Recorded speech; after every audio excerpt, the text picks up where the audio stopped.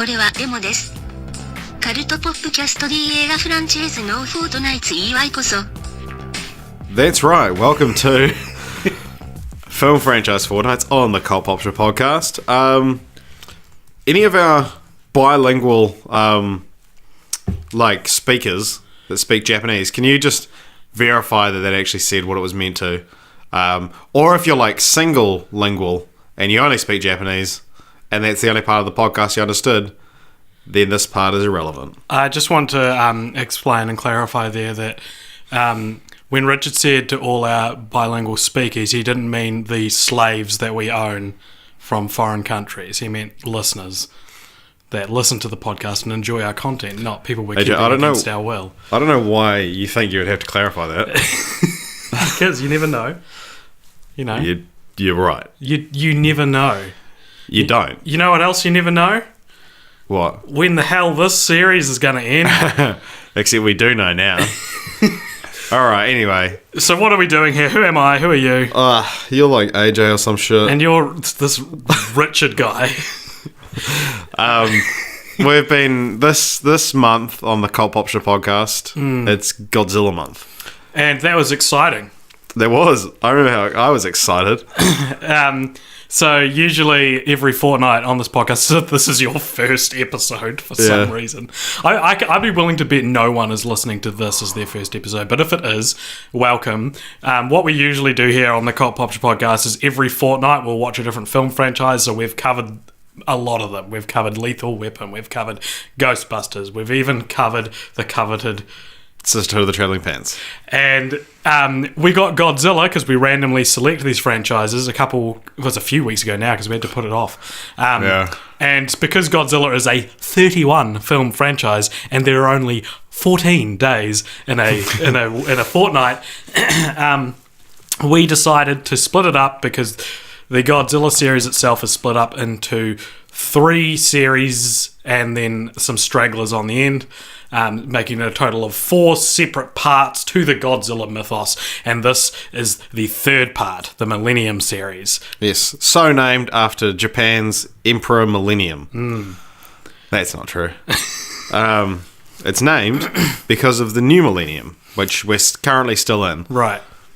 So Godzilla, if you don't know, is about a giant dinosaur that attacks Japan, and because I know he has a large fan base, and a lot of people listening to this podcast, I know for a fact, who have really want us to get all our facts straight. Yes, we know that Godzilla 98 is not in the Millennium series. Okay, yeah. So we're getting ahead of ourselves. I'm sorry, Richard. So we watched the Millennium series, which consists of 6 films. However, we added on Godzilla 1998, the American film. Why? We'll get to that. We also watched that first. I don't know if we... Yeah, we watched that first. So we kind of like to watch the films in release order. So like Freddy vs. Jason, when we watched that... We watched 6. There was 4... There was 4 Friday the 13th before we watched A Nightmare on Elm Street. Yeah. But because we were thinking, should we alternate one another? But it's we want to have the same experience people did when they watched them, you know? So we wanted to be disappointed by 1998 and then see the return, you know, if that's what people thought of them. We'll get to that. Yeah. We want to have the same experience, and I feel like it's cheapened if you just do... Yeah. Do it some other way. So there have been... we've previously covered the 15-film Showa series of Godzilla, which aired from the 50s to what, the 80s? 70s? Late 70s. The late 70s. Then we watched the Heisei period, which came out like what? The mid-80s to mid-90s. Mid-80s to mid-90s, and now we're on the Millennium. Which started in 1999, went to 2004. So... Should we just crack into the films? How many films did we watch? This 7 films. Okay. Yeah, let's crack in. Let's cover half this episode's content already by listing the films. All right. Okay, so normally what we do now, we've added through the Godzilla thing, is that I say the title, director, and the monsters featured. Yeah. And then you would give the plot, and we could discuss a little bit. Yeah. Because the Millennium series is so weird, once we get to the back to the Japanese one, I'm gonna quickly explain the timeline of that film. I wish you told me that before I spent all this time writing down synopses, but... Well, no, like, because there's the synopses which you can give, but then I'll just clarify when the film takes place. Because you'll do that it's before I say the synopses or after? I think you should do it before. Yeah, before, okay. Yeah, okay. I just have to find where I wrote all the synopses. Anyway, the timelines, I mean. Okay, anyway, first film we watched was... whoops. Kicked part of the table. Was Godzilla from 1998, directed by Roland Emmerich, and that features the monster Zilla. And I'll explain that a little bit more later on. Godzilla, Zilla, same thing. And it's in its own... It's a complete own continuity. Yeah. Or is it? Or is it true? So a giant lizard shows up in New York and causes a bunch of havoc while it lays its eggs, which hatch into a bunch of baby Godzillas. And Matthew Broderick and Hank Azaria and a bunch of others go to stop them. Who's the French guy? What's his name? Jean Reno. Jean Reno's in it as well. Who else famous was in that movie? Harry Shearer, Nancy Cartwright. Yeah, it had like 3 Simpsons voice actors for no apparent reason. I read an AMA with Hank Azaria the other day, and he said that they got the role because Dean Devlin, who was the producer, was a massive fan of The Simpsons and was like friends with them. But he then went on to say that if he kept on publicly disparaging the film like he's been doing, he's probably not going to be friends with them very much longer. Wow. Yeah, because they're like all the stars of the film talk about how much they hate it. Wow. I was going to mention haven't even bloody. How can we talk about Godzilla without cracking up a couple of Rudy beers? My second root beer in 20 minutes. I don't even like it. And we're gonna. These are the last of the root beers that AJ just has in his room for some reason. What are we going to do next week? So next week we're going to have to actually go to the shop and get some. They'll be... Man, okay. What a commit... My life is being changed by the Godzilla series, man. Yeah. All right. Okay, so after that... because there's so much to say about the 98 one, we won't get into it too much now. So I think we'll sort of split the episode up a little bit. So once we finish this, we'll talk about the Godzilla one in depth. So, is Godzilla 98 the first film in the series to just be called Godzilla?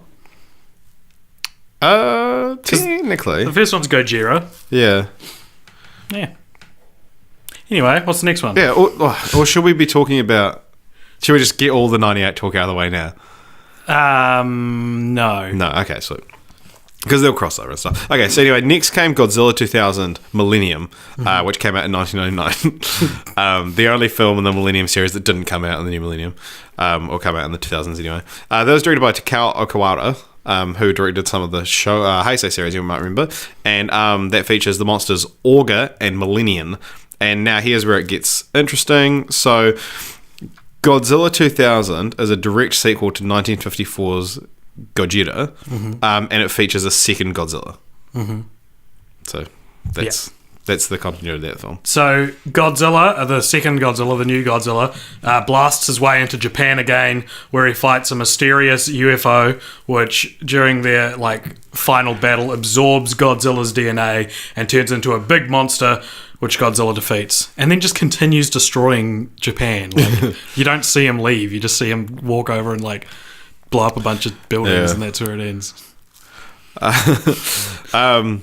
So next was Godzilla versus I always say one too many G's than what they're actually are. Megaguirus. Yeah, I keep saying Megagyrus. Oh yeah, Megaguirus. Gurius? Megaguirus. I'm gonna say Gyrus. Directed by Masaki Tezuka, and that features Megalodon, Meganula, and Megagyrus. And so, getting weird with the continuity again. This one ignores the Godzilla 2000, and it's a sequel to the original, but it ignores the oxygen destroyer from the end of the first one, so it treats it as if the Godzilla 1954 ended with Godzilla swimming out to sea. That's weird. I didn't pick up on that watching it. Yeah.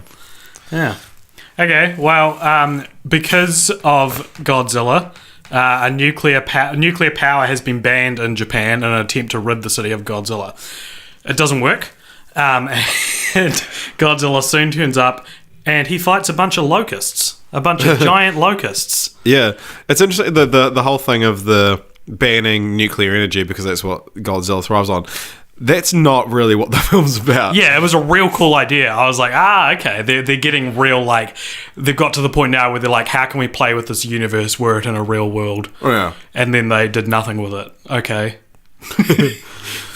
So the next one was called Godzilla, Mothra, and King Ghidorah, Giant Monsters All Out Attack. It came in 2001. So this is not a title. Huh? It's not a title. It's commonly referred to as GMK. Okay. So yeah, we can just call it GMK from now on. Directed by Shisuke Kaneko. Features Baragon, Mothra in both larva and adult forms, and King Ghidorah. And so, again, this is a weird continuity. This one ignores the others, but it's a sequel to 1954. However, it does reference the 1998 film, where they mention... Near the beginning, they mentioned that a giant lizard monster attacked New York. They're like, was it Godzilla? And they're like, the Americans think so, but we don't think so.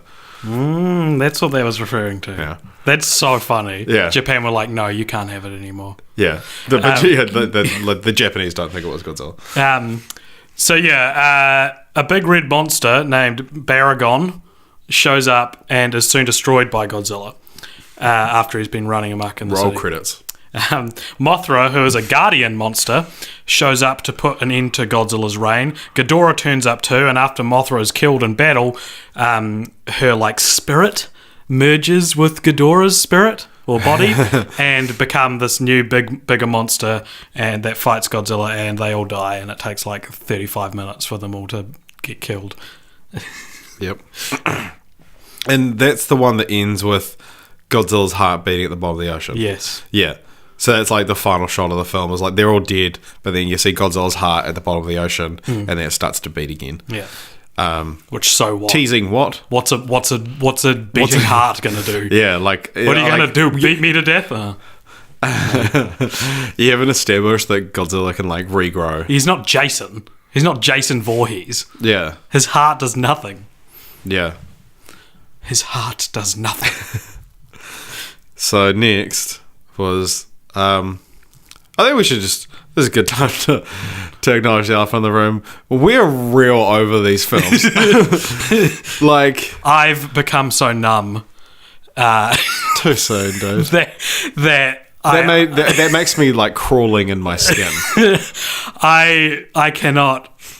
I do not. I don't even want to watch the last two. That's how over Godzilla. We're just breaking the habit when no. In the end, it doesn't even matter because only 50 people listen to this podcast weekly. But you know what? We appreciate you, and we'll get to you later on in the episode. We're going to do a little feedback session again. Yeah.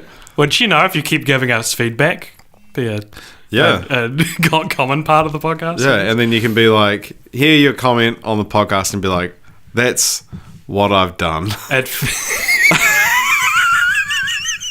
This is us tributing. We're not making fun. I want to point that out. Yeah. If you're listening to this in a year, Chester Bennington died last week. Don't laugh at that. That's where we are in the timeline of real world. And so... Yeah, we need to start just referencing real world events so people know when to place these podcasts. Yeah, definitely. That's what a podcast needs to be, is dated. Time-stamped. All right, what's the next film, dude? Next film is Godzilla against Mechagodzilla. It came out in 2002, directed by Masaki Tezuka, and features Mechagodzilla, but in these films he's called Kiryu, or Kiryu. Which is weird, because why call him Mechagodzilla in the title then, if you want to... Yeah, exactly. Give him a new title. And so, Godzilla against Mechagodzilla in the next film, which we'll get to, share continuity. They're sometimes referred to as the Kiryu saga. So... in this continuity, Godzilla died in 1954 in the original film. None of the other ones happened. His skeleton survived, and you'll get to that. But this one also weirdly features references to 1961's Mothra. Yeah. Featuring the character Chujo, who appeared in both films.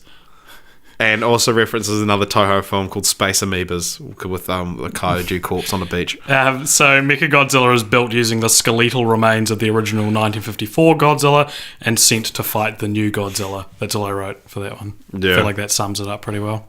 Yeah, so it's not too much going on there. Oh boy. Root beer break. Root beer break.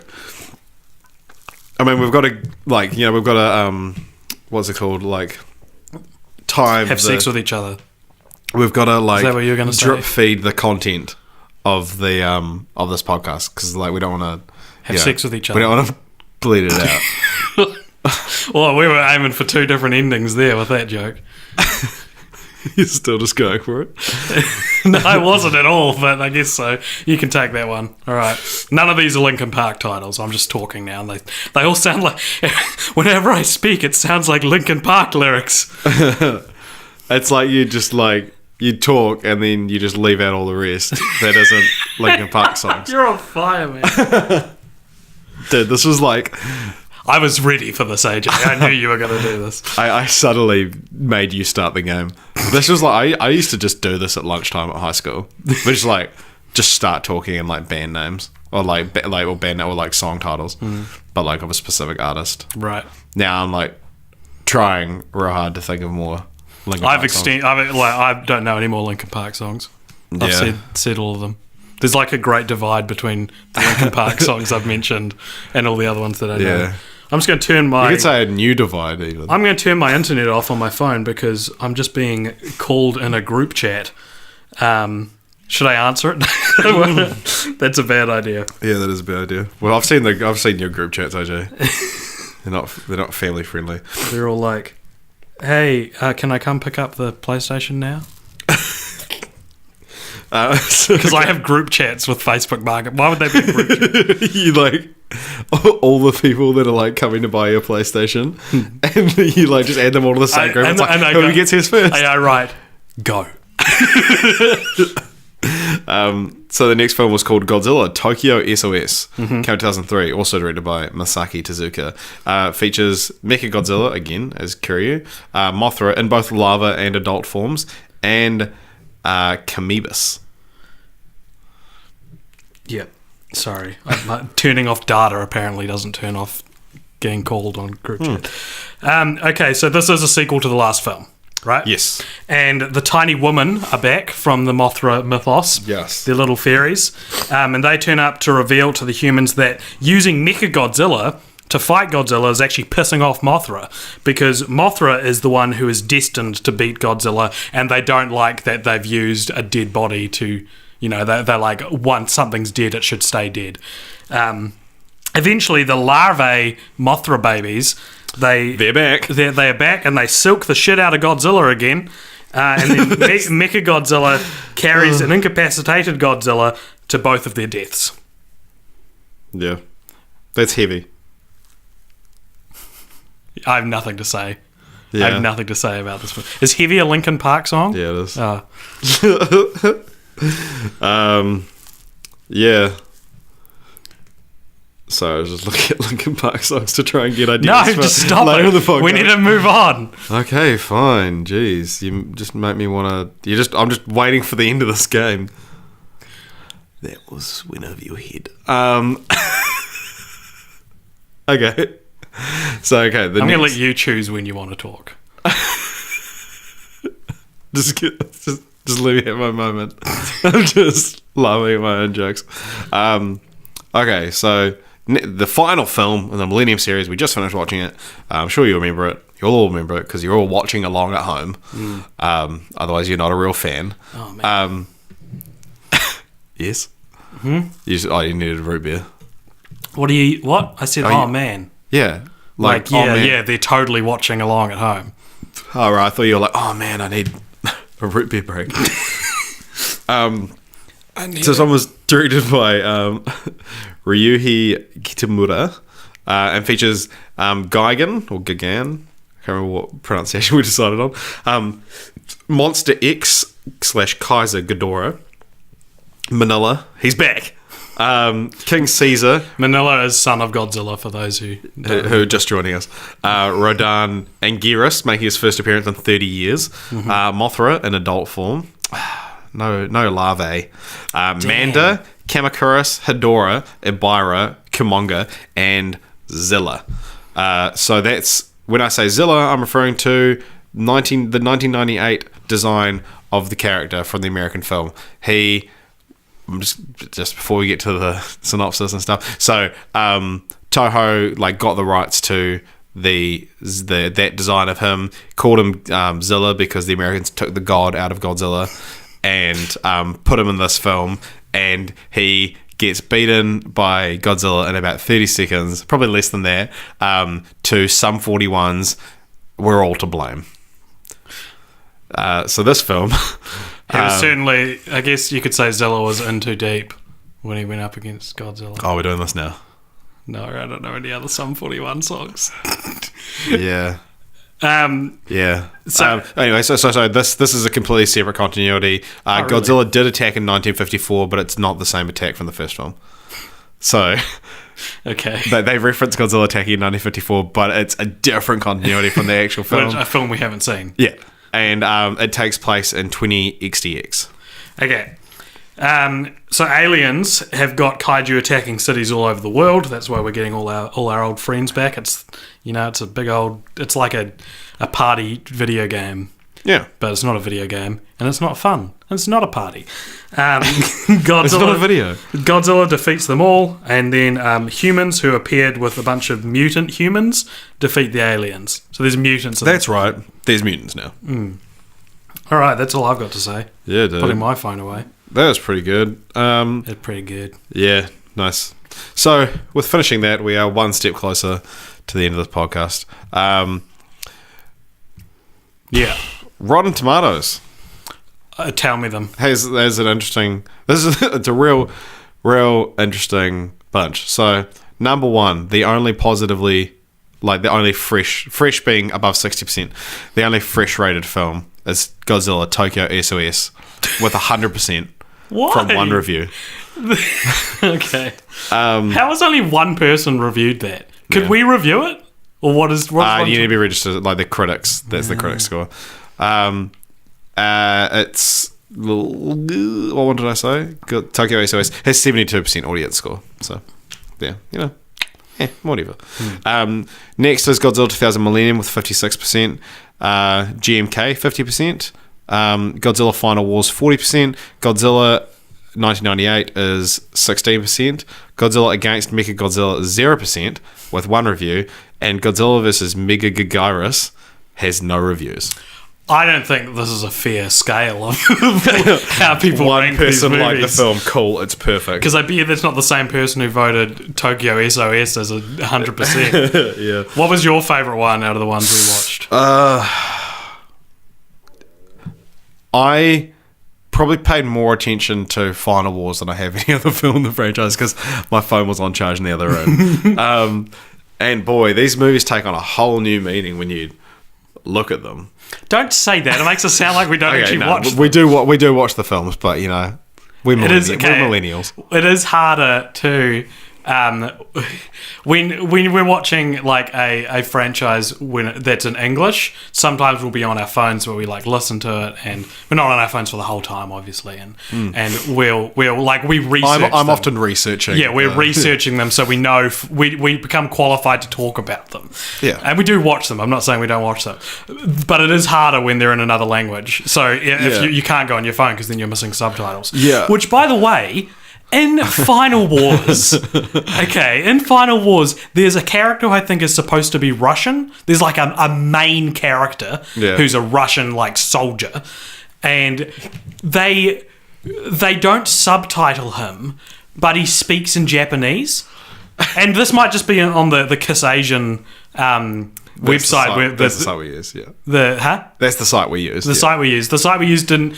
Why didn't they decide to sub him? Because he's speaking Japanese. He's not speaking English. Because I was thinking, if he speaks English in the normal, say the theatrical release in Japan, so his ones will be subtitled and nothing else would.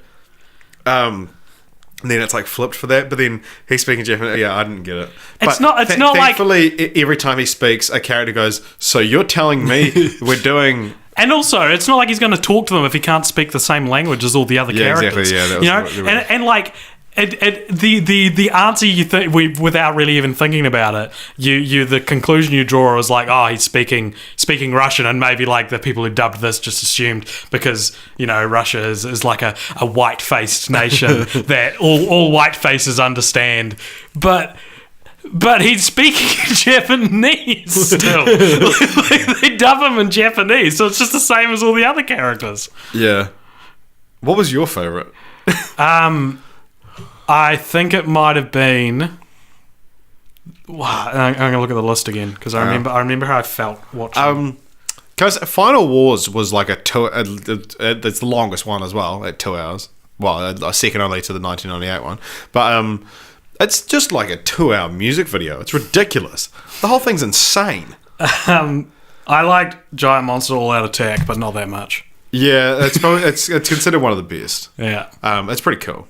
Yeah. Look, I'm just okay. I love agreeing with people. Listen, David, I know you're listening to this one. Our commenter David will get to you in a second. I know you like these movies, and I'm not saying they're bad. I'm saying you're not supposed to watch these movies every night consecutively for Sometimes for two a a month. night. Sometimes two a night. That's the problem we've got here, is that we've ingested like all this like pop culture from like another country, which is even crazier and even harder to kind of like ingest, and we our bodies weren't ready for it. Yeah, dude. We're drunk on Godzilla. And root beer. Vodkazilla. This might continue the franchise. It's a new vodka brand called Vodzilla. All right, what do you want? All right, should we discuss the? should we discuss the 1998 film for a bit? Okay, so we're moving out of the Millennium series momentarily, taking you back in time because Godzilla 1998 is not in the Millennium series. And Richard, if you dare we're still going to get make comments about any it. correlation between the two. Like, they couldn't be more different. They're like Godzilla and Gamera. It's just like, they've got nothing in common. Anyway, so after... so after a few failed attempts to create a proper American adaptation, one was going to come out in 1994, and there was actually a teaser trailer released for it in Japan. The 1998 film finally came out to poor reception. So it's sometimes referred to as fans as Gino, which stands for Godzilla in name only. There's also Cena, which is Catwoman in name only. Yeah, fans, they get gold and they run with it. So yeah, as I said, they actually got the rights to their design of the monster, calling it Zilla. Catwoman has nothing to do with Godzilla. Sorry. The cogs were turning in my brain there, and I was a bit late, but continue. Yeah, this is what these films do to you. Yeah. The thing is, though, that then often when we say, like, this is what these films do to you, it's talking about, like, Beethoven. Like, I can't put Godzilla has nothing to do with Beethoven. I can't put them on the same, like, playing field. But ingesting, like, 29 of any franchise is going to get stale. Especially when they all have the same third act. That's the thing, man. These movies are all the same. Like, they're not. There's key differences. Like, often the monster will have like a theme to the like guest monster will have a theme. But I mean, if Mothra shows up, you best believe he's going to turn into a maggot and spray Godzilla with spider webs. A maggot. All right, we'll get to that later. All right, let's talk about 98. We're so messy with like if you would like try and timestamp like when we talk about each thing, it'd be insane. Anyway, can't be bothered doing that. So Toho gave TriStar, who produced that adaptation, a 75-page dossier, a word I knew before today, of what they can and can't do with the character. So was this before or after 98? Before, this is like when they're making 98, they're like, here's 75 pages of things you can and can't do with the character, included rules like this. He cannot eat people, only fish. He has to have 3 rows of dorsal plates, no more or less than 3 toes on his feet and 4 fingers on his hands. He cannot be made to look silly, and he cannot die in the movie. So they ignored almost all of those. And the guy who... So this was given to like the producers and Roland Emmerich. And the guy who actually designed the character, who was Patrick Tortopoulos, which is Matthew Broderick's character's name, said that the only instruction he was given from Roland Emmerich was he should be able to run real fast. So Roland Emmerich was like, got this list of rules, how to respect Godzilla, and he's like, nah, what if he was real fast? Because Godzilla or I should say Zilla and Godzilla 98... He looks like shockingly different to the classic character. Yeah. Like the classic character is very stocky, is very portly almost. And whereas this one looked like the T-Rex from Jurassic Park, but with a real big chin. Yeah. Like imagine the T-Rex from the Jurassic Park crossed with the alien from Aliens, but instead of having a big like protruding back of his head like the alien does, it's on his jaw. He's got a big jaw. Just look it up. Freaking heck. I'm not telling you what a character looks like. So yeah, it's like in this one he's a mutated iguanodon or something like that, and I should know that exactly, and I apologize. Yeah, someone's going to be mad that you didn't get the lore right for Godzilla 1998. Well, no, just if it comes across as badly researched. It is. Is that what you're saying? It is. No, it's either. I don't want to come across as badly researched, but I didn't research that. Okay, no, I did. I've seen the word iguana. I just can't remember if it's had don at the end of it. All right. Is an iguanodon a thing? Look, dude, my job isn't to research if animals are real or not. It's to find interesting bits of trivia. Like, did you know that Roland Emmerich has admitted he's not a fan of the Godzilla series, and he only took the job because he got told he can do whatever he wanted with the film? Sorry, I read an answer for the iguana thing. Well, respond to my piece of trivia, and then you can tell us your fact. Okay, so he's not a fan of the original Godzilla. No. Why do you want to make a remake then? Why? I said that. Because he got told he can do whatever he wants with it. But he wasn't told that. Yeah, I know, but someone told him that. They were wrong. Yeah, I mean... And we'll come to this probably next week when we do the 2014 movie. Spoilers.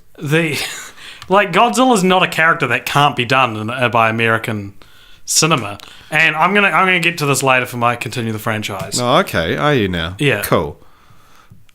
Iguanodon is a dinosaur, and iguana is just a lizard. So iguanodons are extinct. Okay. But Godzilla's not real. That still doesn't settle the argument. No, you see iguanas at the start of Godzilla 98. You see lots of things that started Godzilla 98, dude. Name one other thing you see. Matthew Broderick. That's not at the start. He's in the first 5 minutes. No, not 5 minutes. Get out of town. I'm going to bring it up. I'm going to look it up. The first 5... You're going to pull out the first 5 minutes? Watch Godzilla 98 HD online. GoMovies.2. .2. That's not a suffix. /film/Godzilla. Okay. You threw something to me. I was going to look up if he's an iguana or an iguanodon. No, I've already looked at that. No, you looked up to see if iguanodons were real. I'm skipping to the 5 minute mark to see if Matthew Broderick appears in the film. It's not looking out for the stream, eh? Because the internet the internet is in our studio is not having it. All right, I'm going to go to another stream. Okay, and we're just going to keep talking while I also find out the answer to my question. No, look. Oh my god, it's an iguana. Yeah, I know. Freaking heck, dude.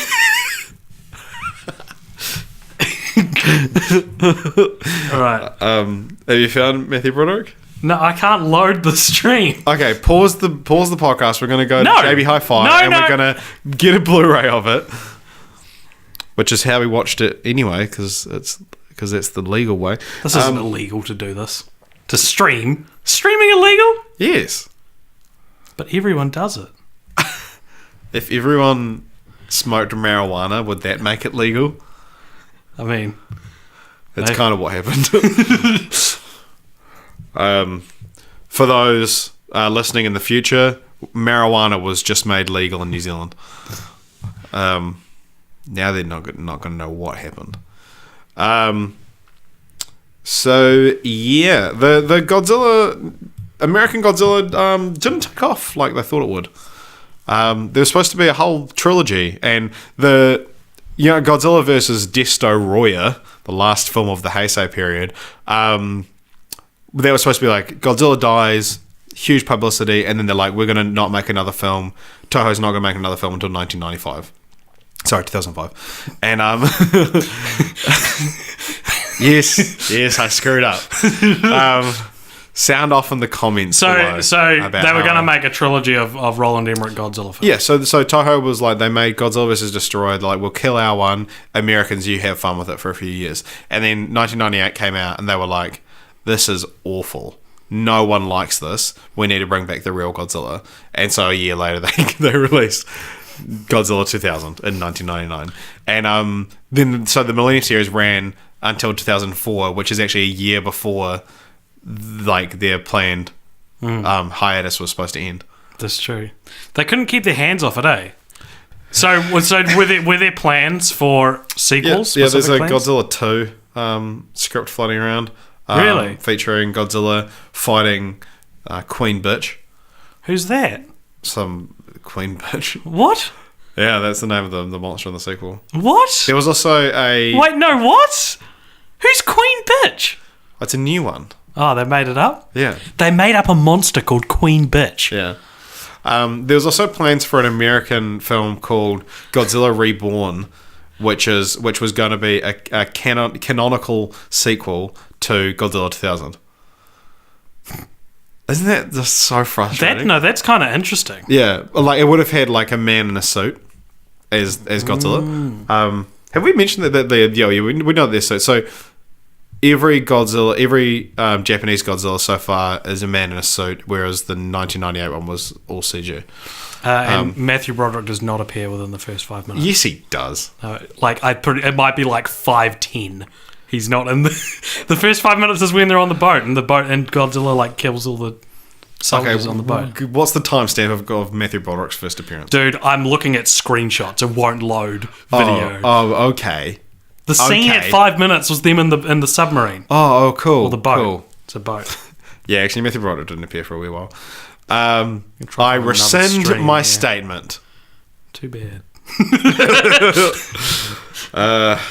Well, what else is there to say about the 98 Godzilla? You know, it was the highest grossing film based on an international property until it was beaten by Godzilla in 2014. That's awesome. However, due to inflation, 1998 actually did make more money. So it still is holds the title. So what did you think of 98 Godzilla then? Now that we're like veteran experts on the rest of the series, like we're qualified to judge whether or not it was a good Godzilla movie. Yeah, good God. Good Godzilla movie. Watching it at first, you and I were like, let's do this. We planned out our whole night. We were like, let's get pizza. Let's like watch Godzilla. And I got the worst freaking pizza. Yeah, and I I didn't finish mine. I just like regretted. I nearly getting vomited it. mine. Yeah. Anyway, overall it wasn't a good night. Chester Bennington had just died that day as well, hadn't he? Yeah, he would have. Yeah. So we're already tarnished. The day was already filled with woe. Yeah. Marijuana wouldn't be legalized for another 3 days. And we watched this film and we were like, okay, we're millennials. We like our films the way we like them. But like... Stop saying millennial. AJ... That's like... I hate that word. So do the I. more we use it. No, but the thing is that I'm saying that it was nice to like watch a film with like American storytelling. Yeah, because that's what we're used to. Yeah. I'm sorry I don't watch that much Japanese cinema. I've seen some, and what I have seen of like well, it's actually like of Eastern cinema, I have enjoyed, but it is a whole different style of storytelling, and to go back and watch basically the same plot but with that American style of storytelling is interesting. And at first we were like, oh yeah, this is okay, and then things took a turn, and I remember there was about the halfway point we were like, this isn't a bad Godzilla film, this is just a bad film. Yeah, it's very, I mean, it's Roland Emmerich, man. Like it's so vapid. The characters are like interestingly uninteresting. Yeah. Like you could write an essay on why Matthew Broderick's character is like a vapid shell of a character. Like he's like supposed to be smart. That's his characteristic. Yeah, because he's real into earthworms. Yeah. And that qualifies him to like be the expert on Godzilla. Yeah. And it feels very much like Roland Emmerich trying to capitalize on the success of Jurassic Park and its sequel, which had come out a year earlier. Yeah. And yeah, it's okay. So there's one good scene, and I'm gonna segue into continue the franchise after this, at least my one, because I'm not gonna do it twice, so you don't have to do yours next. Okay.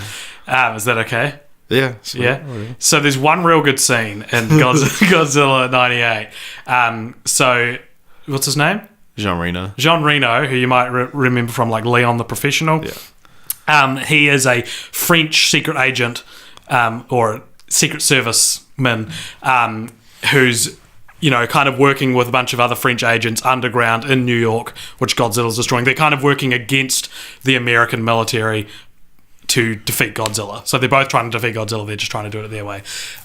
Anyway, Matthew Broderick's character gets kicked out of like the team that are trying to like. Why did he get kicked out again? He got kicked out because his love interest, stole his like top secret footage so that she could put it on the news because she was a journalist.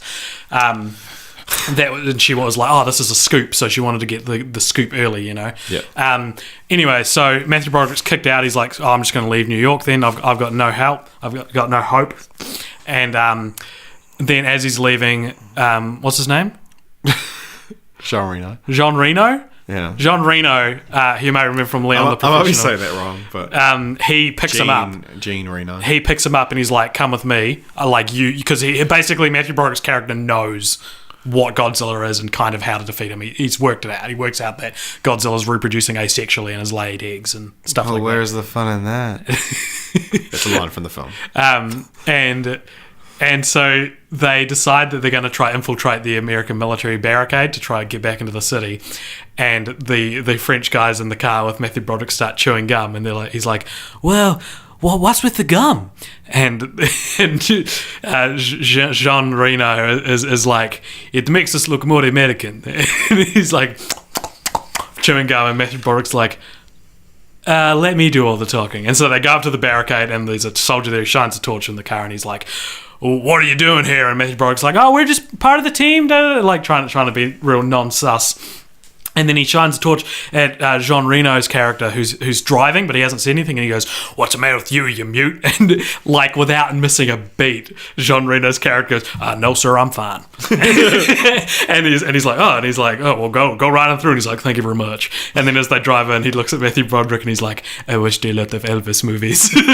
And it's like, okay, that is what the whole movie should have been, not that scene. Like that voice should have been what that whole movie was. And this is my continue the franchise. I don't know if it counts, but whatever. We're 3 decades, not even decades. How many? No, we're like 5 decades. 5 decades into a 31 film franchise. This is my continue the franchise, is to re-examine what went wrong with Godzilla 98. And what I would do with it is I would make it like the Brendan Fraser Mummy movie. Because if you've seen that movie, it's very fun. Like, above all else, it's fun and it's comedic. And, like, the characters are interesting and lovable, and there's loads of jokes, and then it's ultimate action-adventure. And there's a couple of, like, stray characters in Godzilla 98 that, like, could be perceived as likable. Like, Hank Azaria's character is, like, he's a journalistic cameraman. So he's, he films it. He's got a New York accent, and he's all like, it slips into Mo for like a split second. He's trying to get a tape inside his camera, and he's like, stinking piece of crap. So these characters that were definitely had the intention of being likable, but they're not particularly. And that's my continue the franchise is forget about starting a universe, a cinematic universe, which we'll get to next week. Just make like a fun action adventure Godzilla film with like not really any strings attached to it, with interesting characters that honors the monster, but can put a fun 90s American spin on that. So your contender is to replace the 98 with I something guess else. so. Okay. I mean, you could make another one now if you want. Yeah. I'm just saying, make another reboot. Yeah, we're 5 decades deep into this podcast, and I'm no longer a stickler for the rules. We'll finish up talking about 98 Godzilla. There's one sort of thing I found in my travels. There's the famous like font. We even got this film. It didn't get a sequel, but it had a spin-off animated series, which we didn't watch for the podcast. I kind of want to, because what the hell would it be about? Yeah. How do you make a spin-off series out of Godzilla? I real vaguely remember it. I watched the intro to see if it would kickstart any memories, and I was like, oh yeah. I recognise the style. Yeah, more than anything. So it's got this that like black text with like the green glow behind it. It'll be on the cover art for this episode if you're able to look. If you're looking, and the tagline for this film was "Size does matter." Mm-hmm. This film had like heaps of marketing on the side of buses. It would be like his foot is bigger than this bus, and like on billboards, it'd be like his face is bigger than this billboard or whatever. And that was the whole director of Independence Day. Come on, 1997. The director of Independence Day is doing a Godzilla film? Hell yeah. I'd be excited. But so the film came out, and Size Does Matter was like a kind of taking the piss out of it a little bit. DreamWorks released a film called Small Soldiers, which featured a bunch of toys like hog tying a lizard, and it said, size doesn't matter. It's a very similar movie to Godzilla. Yeah. Toy Soldiers. That's like a kid's... That's like a Beethoven, Mrs. Doubtfire, Colgate Saturday Night feature movie. Yeah, right, yeah. Small Soldiers. Didn't have a sequel, though, so we'll never talk about it on this podcast, which is a shame. Yep, that's us. If you tuned in for biting commentary on Small Soldiers, this is all you're getting. I haven't seen it. Tommy Lee Jones. Can I tell you the best joke in Sure. Small Soldiers? I actually feel like you've already told me this. So the main character's a kid, a Jonathan Taylor Thomas type. Of course. And his name's Alan. Yeah. And so Alan gets these toy soldiers, and they're like they're called Gargonauts, I think. They're like, so there's the human soldiers are bad and the monster soldiers are the good guys. And the monster soldier starts talking to Alan, and he's like, for the first time, and Alan's not they're robotic, I guess. They're not magically alive. And he's like, what is your name? And he's like, Alan. And he goes, Alan. And he sees he's using Encarta, so he calls him like Alan, keeper of Encarta. And he's like, I'm not the keeper of Encarta. He's like, well, what is your name? And he's like, Alan, now shut up. And then for the rest of the movie, they call him Alan, now shut up. It's so good. I love it. Anyway. That's awesome. Alan, now shut up. That's how he says it.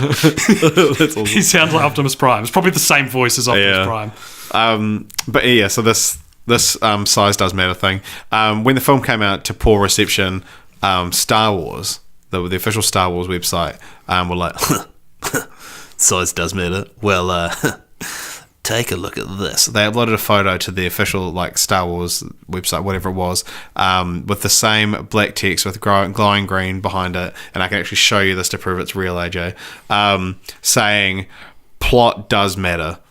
Episode 1 in cinemas next year. Why are they being so mean? That's so strange. So it says plot does matter, May 1999. Ironic. Yeah. That episode 1 would be a worse movie than Godzilla 1998. And would be like, teasing other films about, hey, plot does matter. Isn't that weird? The plot of Godzilla 98 is not like the bad thing about it, I wouldn't say. That's a strange nitpick. It's just mean of a movie studio to do. You wouldn't get that now. Yeah. You get like poking little bits of fun and you get like the SpongeBob movie doing a 50 Shades of Grey poster and stuff like that. But like that's especially cruel for like how many people would have worked on both films? Like I don't know how big Hollywood is actually. Maybe they weren't. They're probably not anyone. Matthew Broderick's in both, isn't he? No. Isn't he Jar Jar? No. Oh. Oh, he's Simba. Okay. Okay, no, let's do this. Let's play Connect Godzilla to Star Wars. Godzilla 98 to Star Wars. Jean Reno was in Leon the Professional with Natalie Portman. He's in episode 1. There you go. Natalie Portman would have been furious. That was impressive. Because when did Leon come out? Oh, come on, man. I'll look it up. Dude, don't do this to me. I would have been like, I think it was like 1990. I open up Google Chrome and 93. Godzilla 98 is 20 minutes through. Alrighty. Leon the Professional came out in 94. 94, yeah. So they might have kept in touch. Okay, so I guess that's all I have to say about 98. Shall we do a brief aside and read out some comments that people are saying to us? So last week, if you'd been listening but don't like follow what happens on our YouTube comments, because and if you're not, you are missing out. We called out one of our fans, whose name is David Brown, and we asked David Brown to tell us how old he was for some reason. I don't know why, because we thought it'd be funny if he was like a little kid who like discovered this podcast and then was immediately turned off it by the host being mean to him. Like bullying him. But he replied, this is what he said.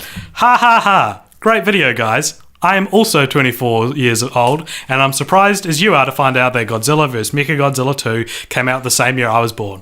Also, I got a few requests for you to cover. Then he listed a bunch of films, film franchises that he wants us to cover. Clearly not familiar with the format of our podcast, where 90% of our choices are randomly selected. To be fair, though, there was a couple in there that we didn't have on the list, and we've added them. That's true.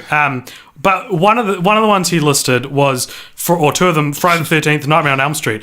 And I kindly said, glad we didn't scare you off, Dave. And I was like, great news. We've actually done Friday the 13th and Nightmare on Elm Street, sent him a link. However, upon re-listening to last week's episode, we explicitly talked about the Freddy vs. Jason episode that we did like tens of times. We're like drawing back to it. Yeah. So, David, are you listening?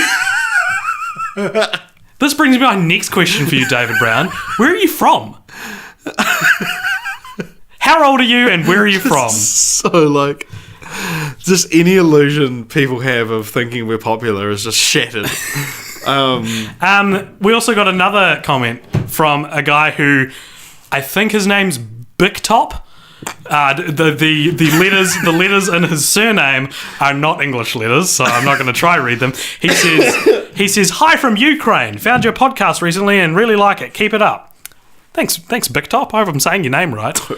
And Brent Taylor, who's another new listener, he said, "Why are there only 100 ages?" Yeah, okay. I do want to correct myself. Take that back.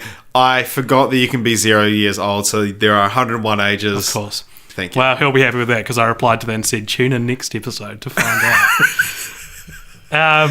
Because I mean, like, yeah. Yeah, I mean, like, yeah. Yeah, you're either 0 or you're 100.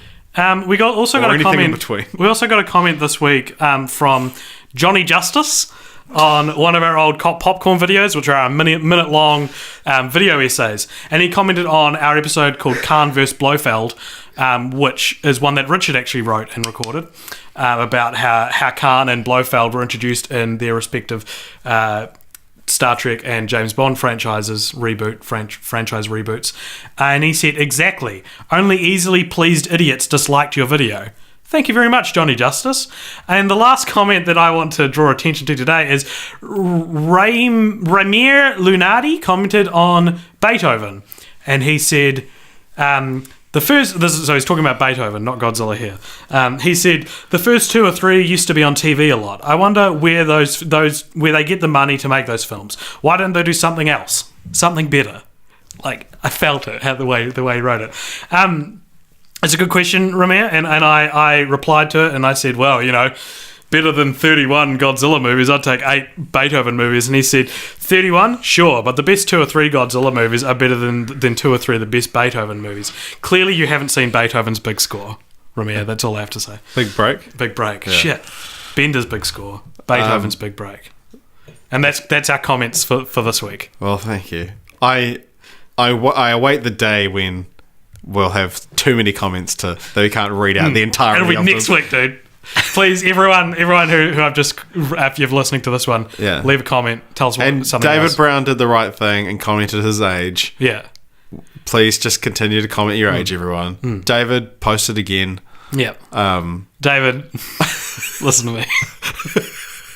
I need you to do something for me. Wherever you're from, we don't know you. You're going to tell us next week. Because we know we've got fans in Ukraine. Brent, I believe, has told us he's from Texas before. Yeah. Let's see if we can get someone from all 100 countries. Here's what I want you guys to do, listeners. I want you to tell one person about this podcast. I want you to tell one friend about this podcast if you haven't already. Get them to listen. Get them to comment. Tell them. Say, Brent sent me. Say, Brent sent me. He's however old he is. Yeah. All right. Let's move on. Yeah. So after that, let's pull the podcast out of that pit. And so, what's your favorite? Now that we've kind of seen the eras, what's your favorite? Well, this is lame, but obviously, like, Gojira's like just a cut above the rest. Right. Like the original Gojira film is like this beautifully tragic, like remorseful, really sad film, and that moved me watching that one. Yeah. None of the other ones have moved me in terms of like what one did I like get the most out of in terms of enjoyment. I would still probably say from last week I said that Godzilla vs. King Ghidorah, the time traveling one. I really liked that one. From the Millennium series, I don't know if I've already said this, haven't I? GNK, yeah. I would say the best era was Heisei though. Yeah, that was my question. Yeah. Heisei is my favorite era as well. It's kind of a good mix between all of them. Yeah. Like, it's not too serious, but it's not too silly. Yeah. Whereas like by the end of Showa it gets pretty silly, and then by the end of Millennium it gets real silly. Millennium, like the end of the Millennium series is so weird. So up until the 2014 Godzilla film came out, and this podcast obviously, I had only ever seen a 2-minute clip of a Godzilla film, and that was Godzilla beating Zilla into the Sydney Opera House. Don't ask. And Final Wars. And it has Sum 41 playing in the background. Zilla gets like beamed down from a spaceship, and then a guy in a leather trench coat gets real angry that he's defeated. That was my like impression of like at least the Millennium series is like, okay, cool. They're all like real weird and feature like rock music and stuff like that. And so the Millennium series started, and I was like, we're 6 films away from that scene. I have no idea how the hell we're going to get there. Like, is it gradual? What happens? And then we were like 1 film away from it, and I was like, they haven't done anything to get towards this. And then to get towards that level of like absurdity. Yeah. Is what you're saying. And then we reached it. The next film was just balls to the wall insane. Yeah, and I to be honest, I don't think they earned Sum 41 in that movie. I don't know if it came out, if it worked. Yeah, so Sum 41, like, not only did they have their actual song in there, but they actually composed the music for the They're film. in the credits. They're in the credits. Yeah, it's the first Godzilla film to like feature most of the composition done by a Western artist. Yeah. Can I talk about something that pisses me off about Godzilla? If it's about Godzilla. About the franchise. There's too many of them. Got those old root beer burpees. The old rooties. Okay, so there's a character. I'm going to start from scratch in case you're a visual person and you haven't been following. There's a kaiju, probably the second most famous kaiju next to Godzilla, named Mothra. Okay? Mothra, most of the time, probably not even most of the time actually, like if you Google the word Mothra, you'll get a picture of a giant moth. Like, it's this gorgeous, beautiful moth. There's a lot of spirituality to Mothra. She feels very, very much like a magic character, and she's almost always depicted as a hero as well, not a villain. She's like, depicted as a protector of the world. In more of Mothra's appearances than not, she'll die or she gets defeated, and she'll have an egg around, and that egg will hatch, and these 2 larvae come out. Okay, we talked about them before. These 2 larvae that are still called Mothra. Sometimes there's only 1 larva, but sometimes there's 2. And every time they turn up, they spray Godzilla with a bunch of silk, which inexplicably defeats him. This has happened at least 3 times. And like, because it happened in one of the Millennium ones. What was it?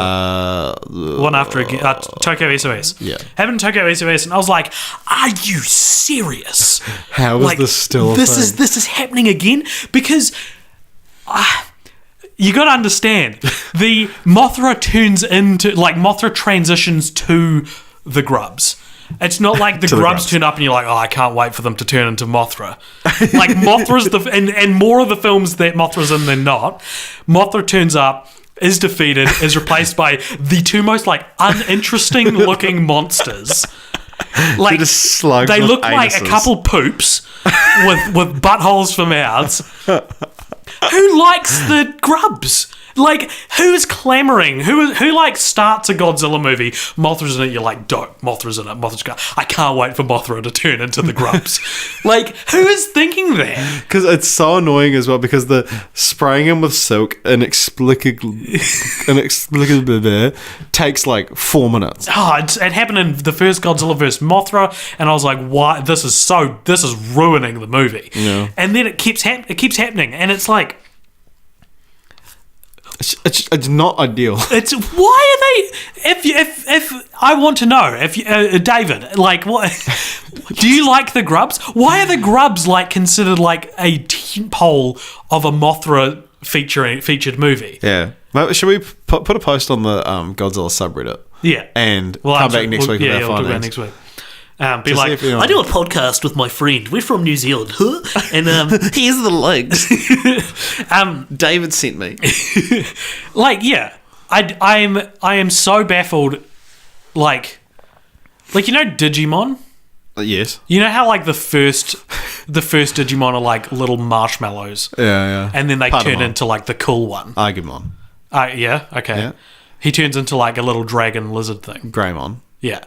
Greymon is like clearly cooler than Agumon, right? Oh, no, okay, they're different kind of cools. Greymon's definitely cooler than Patamon, who's the little marshmallow. And then Skull Greymon's cooler than all of them. So what I'm saying there's also is, like Mega Greymon. Like a lot of things in life, Digimon did it right. And they went from like the lamer, like defenseless character to like a capable character. Yeah, but even in Digimon, each character has its own purpose. So like when Agumon, I'm going to look up Agumon because I'm remembering him as a little marshmallow. No, yeah. So Agumon is like a red, an orange little dinosaur thing, but then no, that's who I'm talking about. What? Who's the one before Agumon? I want to say Patamon, but I feel like that could be a different one. I feel like that might be. You're testing my Digimon knowledge, dude. Agumon is a reptile Digimon. I think that we can all agree that Venom Myotismon. Prior forms, Koromon. Yeah, Koromon.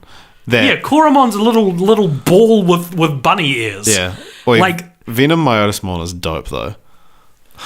Because not only is like Myotismon cool, like the fact because every like Digimon evolution is just like a lot of them are just like Mega something or like Anja something, but then his is Venom. Isn't that dope? Venom Myotismon. Do you know that? Who was the one I was just talking about? Agumon. No, the one up before. Koromon. Huh? Koromon. Koromon has a prior form as well, called Bottomon, who looks like the little main character from the game Limbo, but just his head. So he's a little black head with 2 yellow eyes, which looks real cool. Actually. Yeah, I think I've seen that. But actually. So that turns into a little marshmallow thing. Yeah. So what I'm getting at, it would be like having Mothra be replaced by 2 grubs would be like having Skull Greymon. If Agumon turned into Koromon. Okay? They did it right because I remember Koromon being in like the first episode and then digivolves into Agumon Agumon. I'm not 100% sure that's exactly how it plays out. But. And then he's Agumon for like the most of the first season, and then at the end he goes back to Koromon. But it's like it's a big thing that's happening. Yeah. Like my point is, the grubs are dumb, and why are they there? Yeah, like the fact that they're the final form. Yeah, as well. They're boring, and it's not progressing your action upwards. When like they first appeared as well in Mothra vs. Godzilla, which was the 4th film of the Showa series, they're then just the lava in it for like another 3 films, and Mothra's not. Yeah.